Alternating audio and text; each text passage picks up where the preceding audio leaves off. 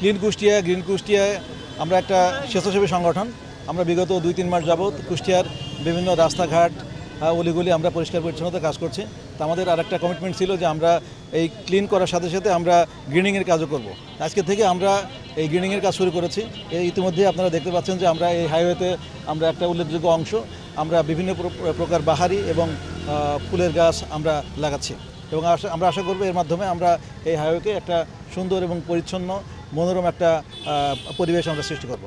আপনারা জানেন যে আমরা স্বেচ্ছাসেবী সংগঠন, আমরা নিজেরা কাজ করছি, কিন্তু আমরা আমাদের কাজের পাশাপাশি আমরা পৌরসভার সাথেও আমরা যোগাযোগ রেখেছি।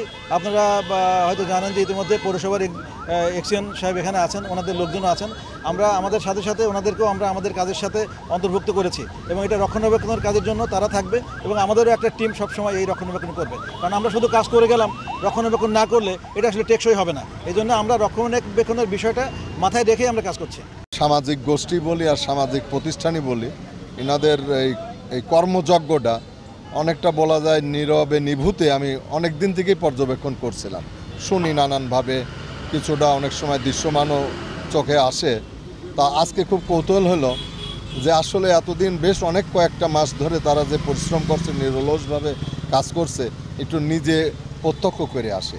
আমি ঠিক সেই অভিজ্ঞতা অর্জন করার জন্য এবং তাদের কর্মের যে কর্মযজ্ঞ, এই শ্রম, এটা একটা স্বচক্ষে দেখতে আসার কৌতূহল নেই আজকে আমার আশা।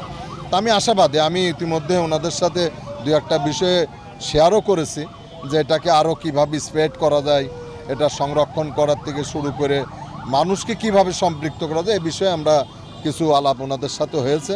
আমার বিশ্বাস যে উদ্যোগ নিয়েছে এটা একটা মডেল হিসাবে প্রতিষ্ঠা পাবে এবং শুধু কুষ্টিয়া না, গোটা দেশেই।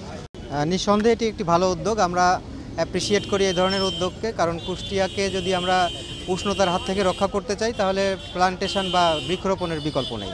শুধু কুষ্টিয়া না, সারা বিশ্বতেই আসলে গাছপালা রোপণের বিকল্প কিছু নেই। সেই পাশাপাশি আমাদের যে গ্রিন কুষ্টিয়া, ক্লিন কুষ্টিয়ার যে সংগঠনটি আছে, এটি সম্পূর্ণ নিজের উদ্যোগে এই কাজটি করছে। কুষ্টিয়ার সৌন্দর্য বর্ধন, পাশাপাশি আমাদের যে পরিবেশ সেটিকে যেন পরিষ্কার রাখা যায়, পরিচ্ছন্ন রাখা যায়, সেই জন্য ওনারা কাজ করছেন। ওনাদেরকে আমরা উৎসাহ দেওয়ার জন্য আমরা অ্যাকচুয়ালি এখানে এসেছি। এখানে বৃক্ষরোপণের সাথে যে আমাদের সৌন্দর্য হবে, সুন্দর সুন্দর দেখা যাবে, পাশাপাশি পরিবেশকেও তারা নির্মল রাখবে, সেইটা এই বৃক্ষরোপণের মাধ্যমে সম্ভব হবে। আর এটা রক্ষণাবেক্ষণের জন্য যেটা আমাদের জেলা ওনারা তো এটা হয়তো রক্ষণাবেক্ষণ সার্বক্ষণিক করবেন, চেষ্টা করবেন, তবে আমাদের কাছে যখনই যে সহযোগিতা চাইবেন আমরা চেষ্টা করব সেটি সহযোগিতা করার। ঠিক আছে।